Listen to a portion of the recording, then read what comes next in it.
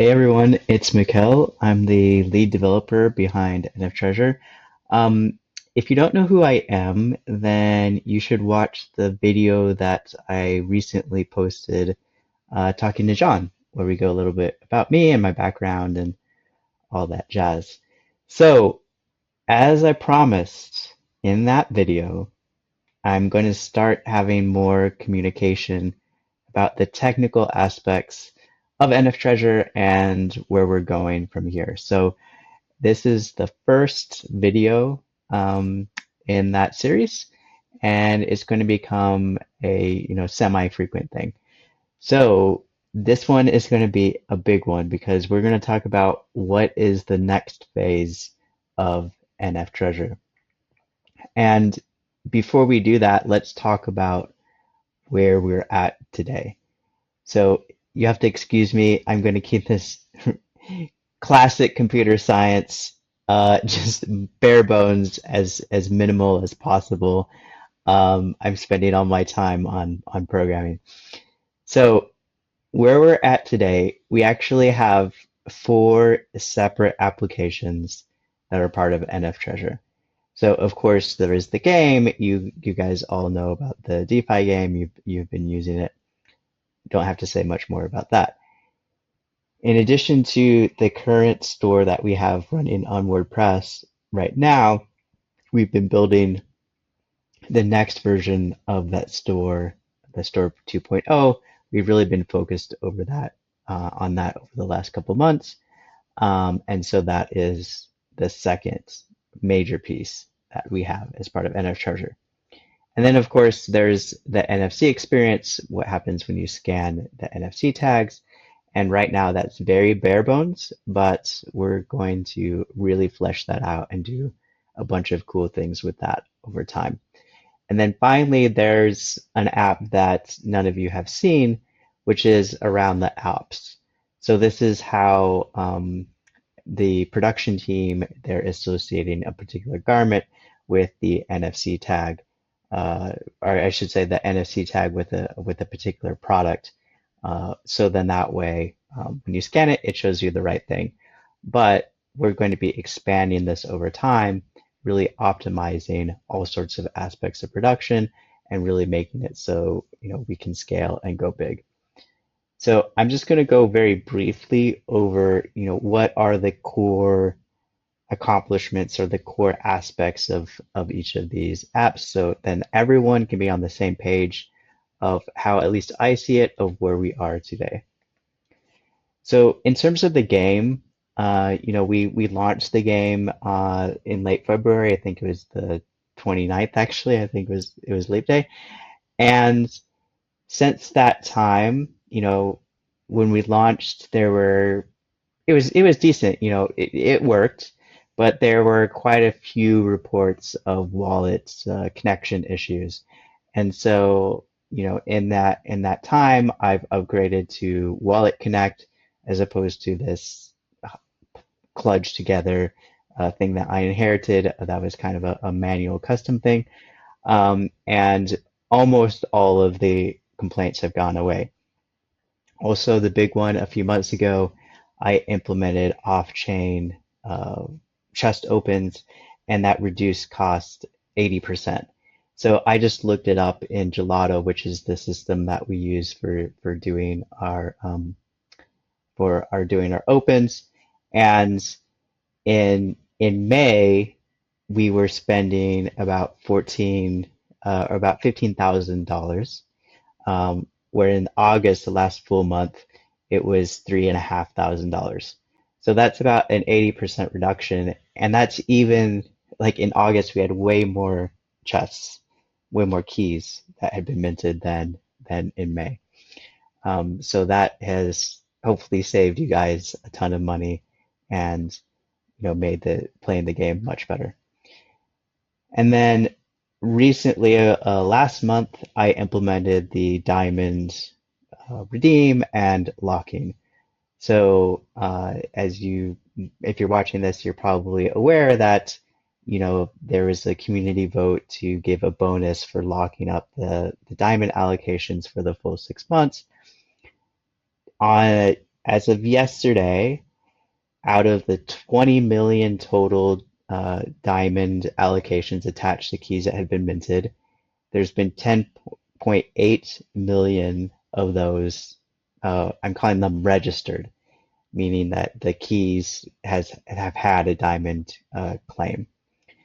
And of that, 9.4 million treasure have been locked. So that's 87.5. So when we implemented this, we didn't really know how many people were going to end up using the lock feature, but but it's almost all of you. So that's really great. And what it means is instead of having this big uh, amount of new treasure that's being created every day, it's actually tiny.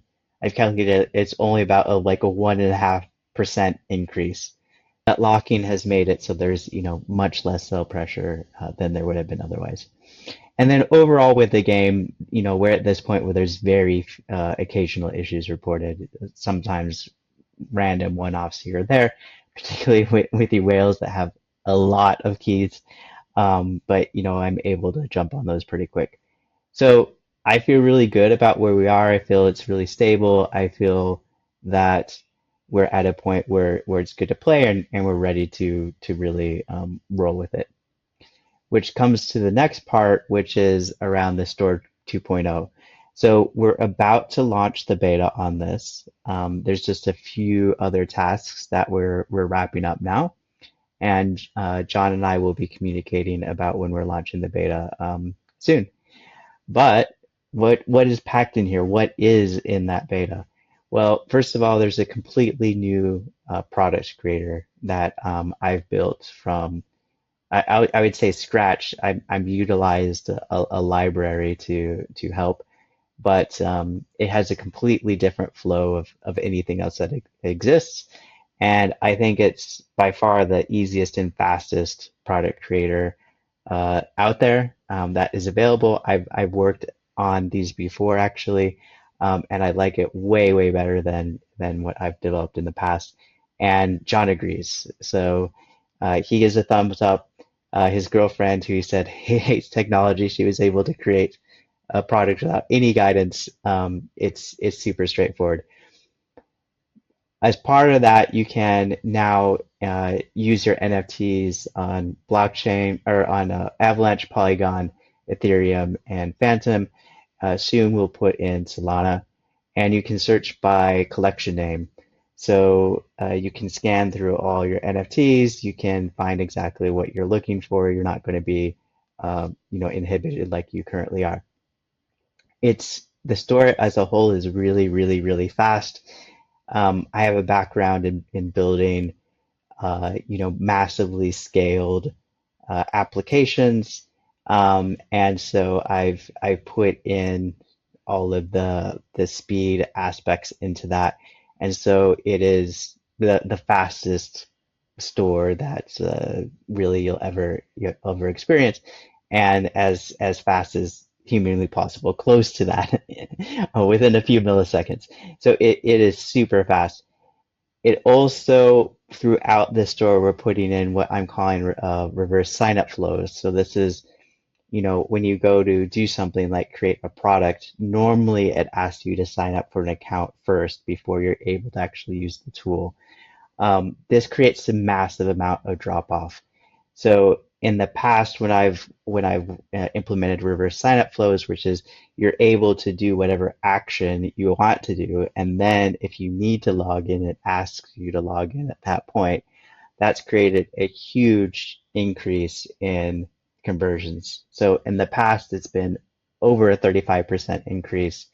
Um, Sometimes it's even double of what you would expect. It has a huge um, impact. And so rolling out the speed, rolling out, making it very easy to create products and making it reverse sign up flow, we're removing all of the friction of people onboarding. And that should really help us be able to, see the full potential of the product. We also putting in, or we have in full server-based analytics. So this is a point that is becoming increasingly important. I'm running like three plugins to block ads and all that stuff. Um, I'm on Brave, which has its own native thing doing that as well. More and more places are dropping cookies. There's no cookies on iOS, et cetera, et cetera. And so overall, in terms of analytics and or in terms of understanding what's going on, it's becoming really, really hard. This has impact for two reasons. Number one is from a product perspective, it makes it difficult for me to see how people are using the product, areas for improvement. And then number two, it makes it hard to do tracking, which is why these things are getting blocked in the first place. So then in terms of ads and conversions and things like that, um, we can't see what's going on. And because so much of the NFTREASURE value proposition, which I'll go into in a little bit, is around targeted ad delivery, this is super critical for our entire project. So basically, what I've done is I've not using any of the standard analytics libraries, Google Analytics, et cetera, et cetera. Instead, they're events that getting sent to our server, and I'm processing that on the server and going from there. So we're going to have like the most in-depth, in-detailed analytics of any e-commerce platform. We're going to have the most accurate data of any platform. And that's going to really make it so we can improve the product, improve the experience, but also really nail our targeting and drive sales. Um, in addition, there's some stuff that isn't, as forward facing like those things, but um, are a big issue for NFTREASURE's admin team and thinking about how to scale this product to to its full potential. And so basically, we've implemented a full CMS with a different schema. So if any of you have used Shopify or any other e-commerce store, you'll know that there's like very few fields of information that you can put in, and then they kludge together like all these plugins that are adding all this other stuff, and it makes it a nightmare to try to manage really rich data. So we've removed all of that. We're running on a CMS that we're able to say exactly how we want everything structured, and then that makes it really easy to do bulk management. So as we're adding more features over time and making all these custom things, all these rich experiences, that would be very difficult to do on a standard e-commerce platform, but we can do that on our custom CMS.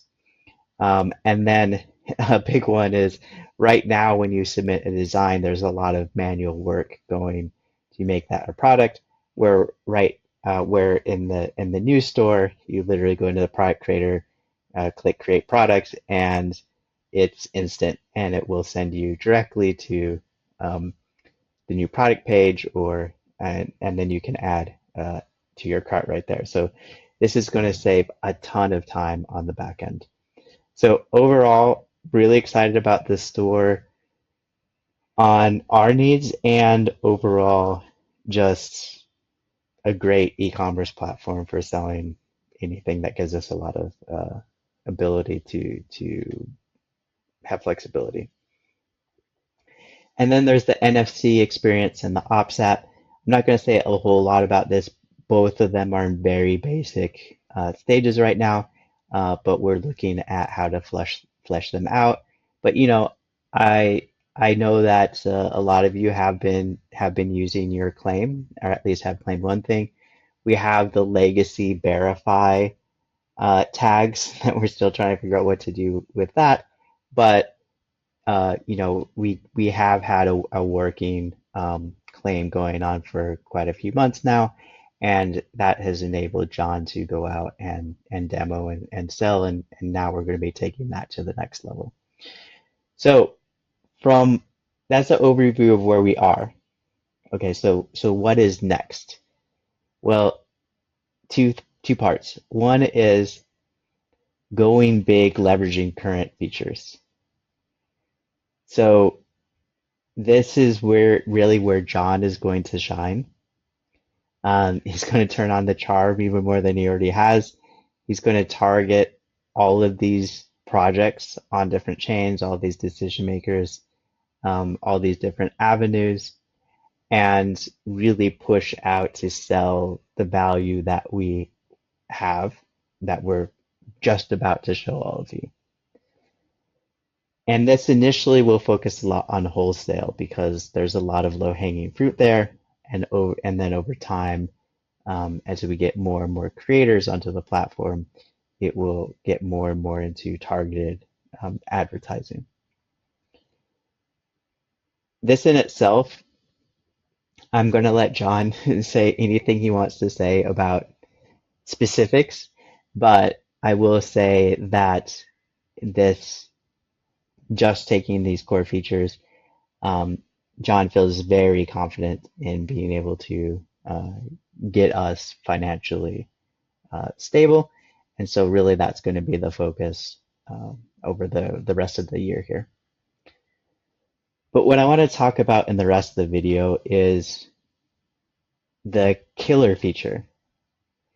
And this actually goes back to when I was first um, looking about getting onto this project. So if you guys, um, some of you might know that I actually met John several years ago, um, as part of SmartCoin, and and I was potentially going to get involved in that. They didn't want me involved, so I didn't get involved. I didn't talk to John for a few years.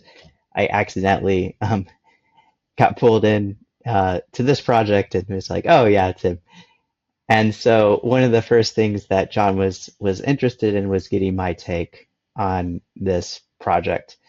Um, Having new, external, I had knew nothing about it. Um, and he really valued my thinking. So I went over the white paper, I went over all the mechanisms, and my feedback was immediate. I was like, um, cool concept. I can see the concept working. Uh, the the keys giving like commission, increases or discounts, you know, that's okay. Like it's good for what it is. This was like middle December, um, so weren't going to change the tokenomics or how the behaviors of those things work very much. But I was like, it's not it's not a killer hook because first of all, there's only incentive to have one key and level up that one key, and once you have that, then why would you really need anything else? And secondly, the the creators, the creative people that are creating a lot of designs, they're not going to have the same archetype as the people that are the investors buying and upgrading the keys, most likely. And so, what we need to do is we need to figure out some way um, to get investors to collaborate with the creators. And so, I asked John, I said, you have experience in e-commerce in this print on demand field. Tell me exactly what makes a platform successful, or what makes a print on demand business successful, and where the pain points are. And he was like, "Oh, that's easy." He's like, "It's a numbers game." He's like, you get a bunch of designs, a very small percentage of those designs will take off. Those designs give you 80% of your revenue, and it might be 1 or 2%, and and that's it, basically. And if you can find those, then you're good. And then I was like, okay, that's like you've nailed it. I was like, our entire thing around NF Treasure needs to evolve, so it's all about figuring out what those quality designs that sell are. And that is best done collaboratively with a group. And that's for two reasons. First of all, that gets the most perspective on um, what's cool and what's trending and blah blah blah, but also you're having a built-in audience that then you're having the same people that are um, filtering out and finding the cream of the crop are then the ones that also want to purchase it, promote it, show it, etc. So all of this happened, back in December, um, in the second conversation I think John and I had about me working on NFTREASURE. And since that time, John's teased a few things here and there, but since that time is we've been fleshing out, okay, what does this mean? Um, and so that's what I'm going to go over today is my thinking on how we can pull this off. So we're calling these brands, so it'll be NFTREASURE brands, and the key piece here is that community part I just talked about. So people coming together and supporting creators. But then there's another piece which John is bringing in, which is experts that understand branding. They understand um, ad targeting. They understand promotion. They understand, from the artistic side, how to improve designs, et cetera, et cetera. So they're experts that can work with the creators to have a business mentality.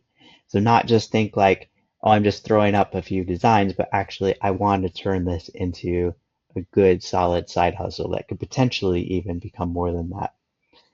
And so by merging the expert network that John has and his own brain as part of that, and the community aspect from what I was immediately saying, the goal is to create the premier incubator for creator brands.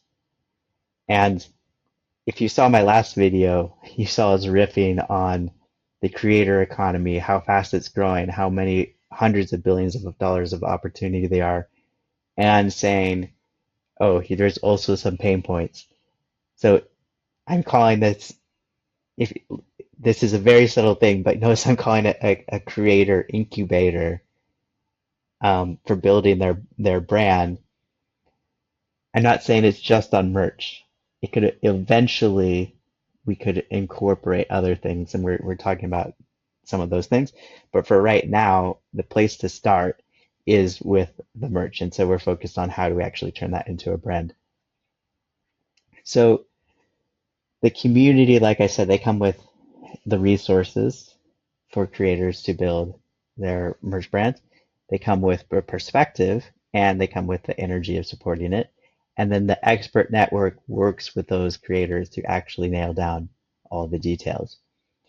We're going to focus on Web3 and crypto, particularly, and that's what NFTREASURE is focused on.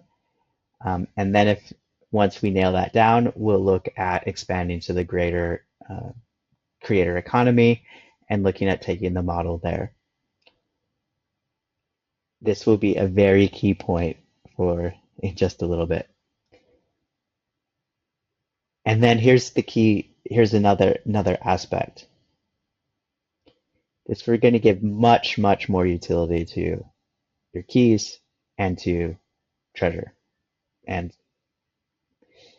so when I first talked to John, I was like, yes, you have solid token foundation, you have solid key foundation, but we need something that actually makes it so having as many keys as possible, having them upgraded, um, pays off. And we need to have treasure used for something so it also has utility value. And so that is what the brand is doing. So let's go into the details of what those are. Okay, so how do the brands work? Well, first of all, it's designed to be semi-exclusive. So from talking to John, eventually we'll be targeting around 200 brands. We don't want to have a ton of brands. We don't want thousands of brands. Like if you go onto some of the other platforms, they have creators in thousands and thousands. We want to have brands be small enough in number that people put their focus and work and collaborate together in order to make a brand succeed. And so this brings up the question, so what is a brand? Well, a brand is whatever the people want it to be. And by that, what I mean is it could be a sole creator. It could be multiple creators working together. It could be investors looking at the designs that are on NFTREASURE and buying those designs and just putting together a portfolio. It could be uh, designers that do collaborations with external brands, and so they have a strong aesthetic, and then they bring in their brand into that collaboration. We're not defining the way of what they're actually doing. We're just saying you have a group of people that are you have, or I should say, you have a group of designs, a group of products, and you have people that are managing the brand and supporting the brand. What people do within that, there's a lot of different range. We just want to make sure that there is enough focus to support that collaboration. So when you're a brand, as opposed to just a standalone creator, you get access to the NFTREASURE agency services and the store benefits. This is the going into the expert network and some other features um, that I referenced. There'll be 3 tiers for the brands, and you unlock new features and services as the tiers upgraded. The first tier is the in residence. The second tier is featured, and the third tier is superstar. These are going to there's going to be an exponential increase in what it takes to move up a level. So the superstar brands, we're only looking at 5 to 10 at any given point. Featured maybe like 30. So really making it, getting into the second and third tiers, really making that feel much different. And then in order to use the agency services or the features, it's going to cost either USDC or Treasure. So this is where the aspect of Treasure comes in, because by brands buying and using Treasure, they will, generally get a discount to the USD services. And then there will also be discounts for how many people in the community are backing the brand. So then that way, brands that want to come in and, they don't have much community backing, it's going to cost them a lot in order to get access to the platform. Whereas if they go and they actually get that community backing, it becomes a lot more affordable. So what does community backing mean? Well, this is where we're coming up with introducing a new concept that we're calling brand points. So there's 3 ways to earn brand points. One is the NF keys represent brand points. So everything that you already have, in terms of the keys, they now have this extra utility. And then also you get brand points for buying wholesale.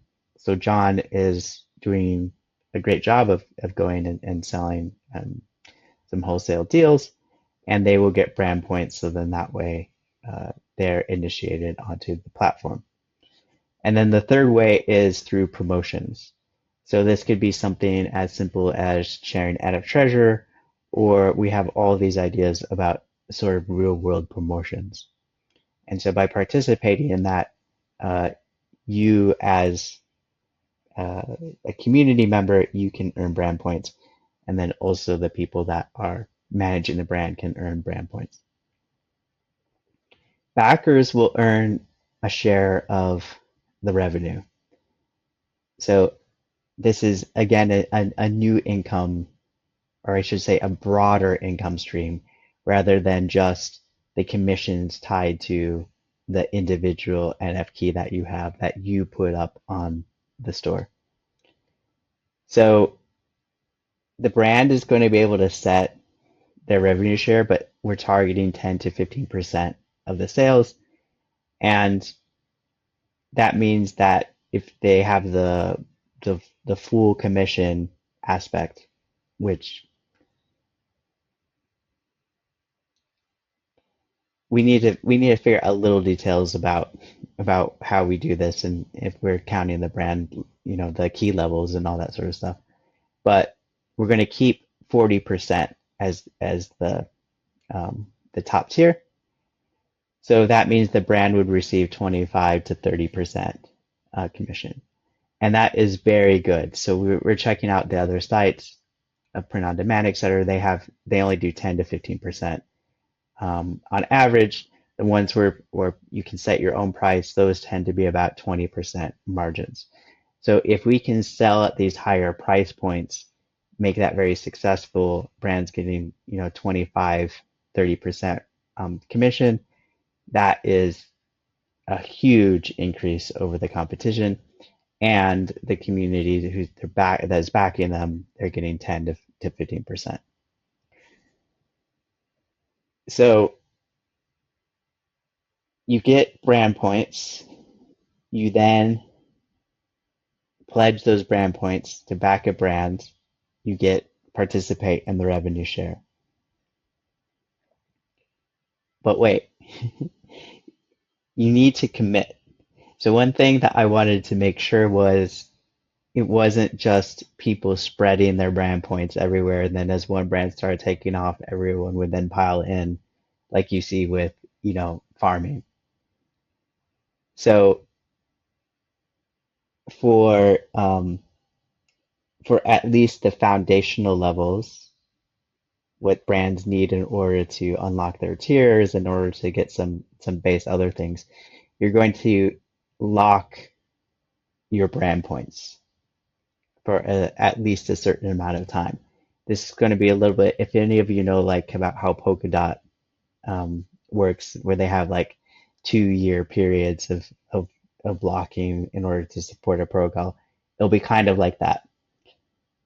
Naturally, what will occur is it'll create a sort of curve wars sort of dynamic if we become popular, because you'll be locking your brand points, but in order to have liquidity, um, there'll be some sort of secondary token that represents something. We'll see what arises. That could rise completely from the community, but what we want to do is we want to give brands confidence that they have a certain amount of time. We're thinking 6 to 9 month lock period. They have a certain amount of time where they know what their backing is and they can make business decisions around that. And we want to make sure that the community members, again, are really putting attention and focus into their backing. And so that's where the locking comes in.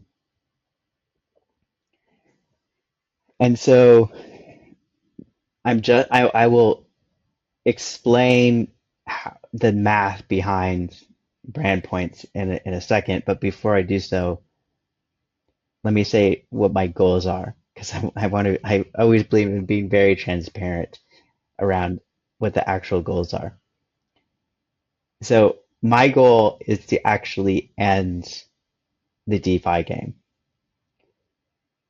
What do I mean by that? What I mean is the current investors, like if you're watching this video, that's you become foundational stakeholders in NFTREASURE and anything we do beyond. That means I'm going for max mint and max upgrading. So if we can mint out as fast as possible, if we can get people to upgrade to the max level, that's my goal. And then I have another goal on top of that, which is properly rewarding people for minting and upgrading. So why do I have these goals? There's two reasons. The first reason is that we have had a great foundation to this point, and you know, you guys have been great in supporting that. Now we need to focus as much as possible on real world impacts, driving revenue, you know, doing collaborations, getting promotions, et cetera, et cetera, et cetera.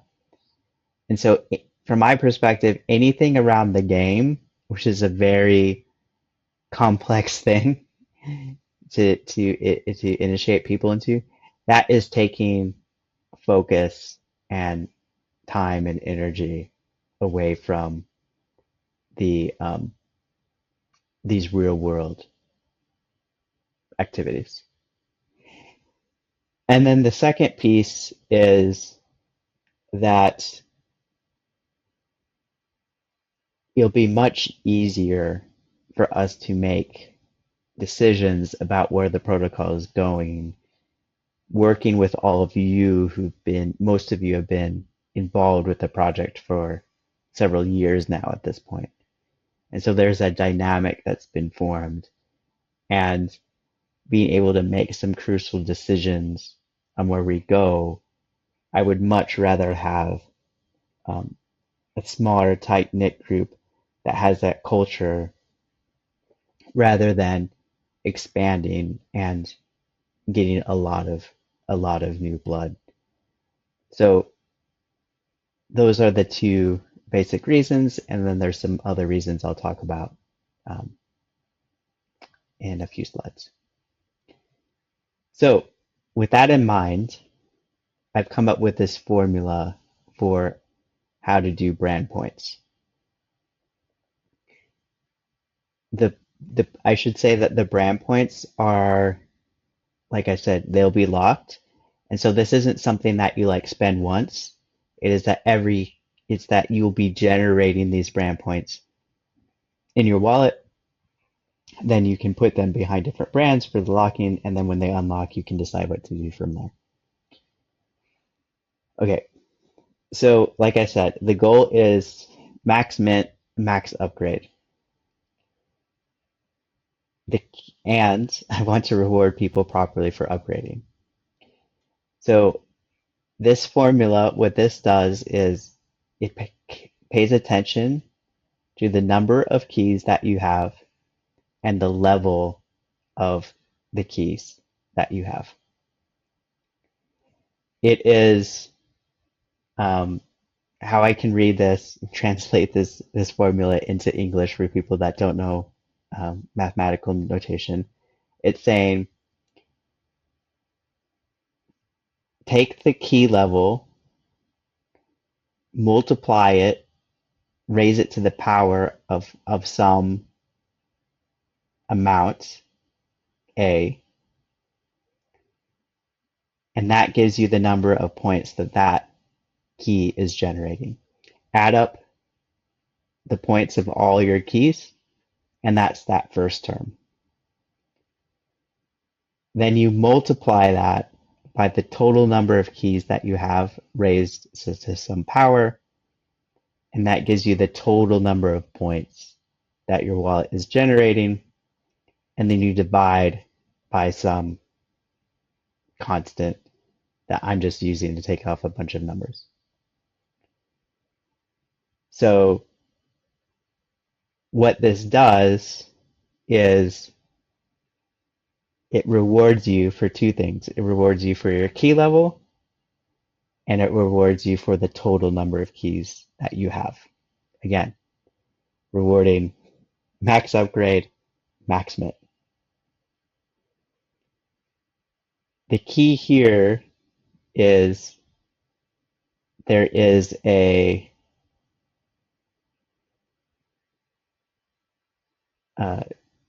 to upgrade a key is the square of the level. And So we need to make sure that the number of points that you get is at least the amount of levels squared. Otherwise, it doesn't make sense to upgrade your keys.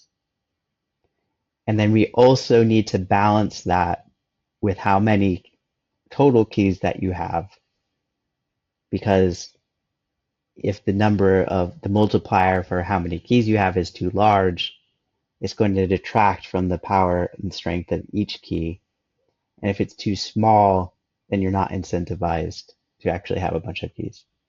So after playing around with this, the suggestion that I have is A equals 3, B equals 1.7, and C equals 10,000. What does that look like when we actually do the calculations? So here's the examples. User A, they have 3 keys. They're all level 100. They would have 194 points. User B has 3 keys. 2 are level 150. 1 is level 50. They have 445 points. User C has 3 keys, all level 150. They have 655 points. And user D has 4 keys, all level 75. They have 178 points. So what do we see from here? Well, because we are cubing the key levels, then this means that upgrading your keys gives you a big boost. So you can see this, for example, between user A with 3 keys at level 100 and user C having 3 keys at level 150. They're having 3 times more points for having them all at level 150, even though, 150 is only 50% greater than 100. The other thing that it does is this is where you see where the number of keys comes in is between user D, where they have 4 keys, they're all level 75. They're pretty close to the user A having 3 keys at level 100. So again, max mint, max upgrade. These are the suggestions that I have. They're somewhat arbitrary. I just tried a bunch of different ones. This seemed to be the balance that fit. I'm very open to having discussion on these parameters. I would like feedback on the equation itself. Like, does this make sense to everyone? But I feel really confident in the equation. Like, the equation scales very well. It gives you a lot of flexibility, and it's relatively simple. If we just if these numbers seem a little bit off in terms of fairness, I think we can figure out what the constants are of A and B. But this is all up for discussion. Okay, so what's the wrinkle? Max upgrade, max mint. Um, there's not enough smarter to upgrade all the keys. So at the start of the game, only about half the keys could be fully upgraded. Right now we have 9 trillion smarter left, and there's 5,600 keys to mint left. I haven't done the calculation of what can still be upgraded, what can still be minted, but we that 9 trillion assumes that all holders are actually paying attention still to End of Treasure. Not true. Um, so not everyone can upgrade. So what I'm proposing is we actually incorporate a new dynamic and we have a race to the finish. So instead of taking however very long time to fully upgrade a key, I propose that we allow people to upgrade without a time delay, but there's a penalty. I don't know what that penalty is. It should be relatively harsh. I don't know if it's 50% more or 100% more, variable based off of how many times you upgrade without waiting for the delay. But whatever it is, this would enable a few things. First, it would enable new players to come in and catch up. One of the main problems that we have right now is communicating to people. They get excited about the concept, and then we say, "Oh yeah, you have to mint and then wait 9 months before you're upgraded to, to full status." So it's just not. They immediate, like John says, they like immediately deflate. Or if they're like, "Oh no," or you have to convince somebody that has one of these things that's been waiting around, they like immediately deflate. Um, So that's one reason. So we can pull in some new people. Like I said, I want a ton of new people, but we can pull in some new people. Or for all of you, like minting more, then you can catch up and or you can get all of your keys high. The other thing it does is if we can get a big mint done, then that's going to give us runway where we can build out the next phase. And we talked about in the last video that we were looking at potentially taking some investment as we prove things out. But if we could actually max mint, um, max upgrade, then we could potentially not have to go to any external investors. So right now, our intention, again, we still need to figure out legalities and things like that. Our intention is to create a new entity that is focused on the bigger potential. 15% of that entity goes to key levels, 15% to VE treasure. But if we can mint out and we don't need to pull in external investment, that could go higher. That could go 20%, 25%, something like that. That would be much, much preferable. Be much preferable to all of you. It'd be much more preferable to us to not have to deal with VCs. Then the other reason for doing it is it makes it much easier to balance the other sources of key points, and it makes high keys rare. So right now it's very hard. We know that we want to give key points for wholesale or, sorts of engagement. It makes it very hard when the number of key points that a key is generating um, or wallet changes so much over time. If we can kind of lock in what the situation is, it makes it much easier to calculate what is fair and figuring out the balance. And with that, I also do want to say this as well. The brand points, the formula will be designed to preferentially reward the NF keys.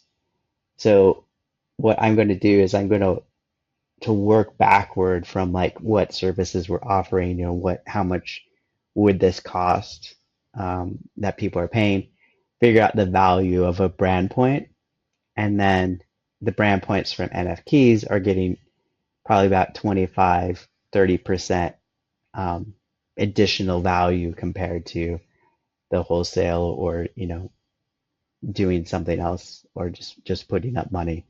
So all of you guys for being early adopters, you're going to permanently have that value advantage.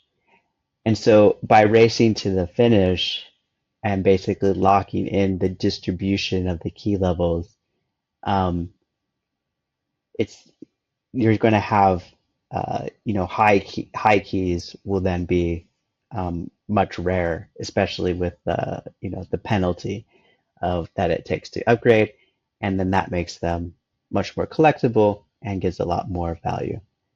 So again, this part of that, do we do this? This isn't essential to the brands. It's something that we're going to need to talk about, but I do think it will make things a lot more fun, interesting, and help me out a ton. So where do we go from here? How do we get started? Well, John and I are going to share specifics about the brand services, exactly the sort of things that we're thinking about in terms of the technology and the people that will be contributing these things. We're going to have a video coming up soon that goes over that. Then once, there's been time to digest this back and forth around the concepts of the brands, around the services, there'll be a yes no vote do we go and do this concept as a whole? Yes, no. Yes, brands, no brands. Um, Assuming that goes through, there will be a vote on the multipliers, the AB. Again, that will figure out the balance of the key levels to the number of total keys that you hold. And then there's what I'm calling the Godspeed vote. Should we allow you to upgrade um, your keys at any time without any delay and some sort of penalty and just rush forward? And then, assuming that we're implementing things, then I'll go ahead and implement. That time, um, the implementation time, is not a ton. I've already mapped out how to do all this. And so this is something that, we want to have discussion, we want to have people on the same page and, really get this community vote um, and go forward. But it's also something that we want to put our eye, be very focused, be able to implement and this and get done. So I'm going to be driving this to be much faster than some of the other votes. Like the vote for the diamond allocation bonus was like a month for a just a tiny decision. These are much, much larger decisions. So I'll be coordinating with John about how to do that. So that's it for now.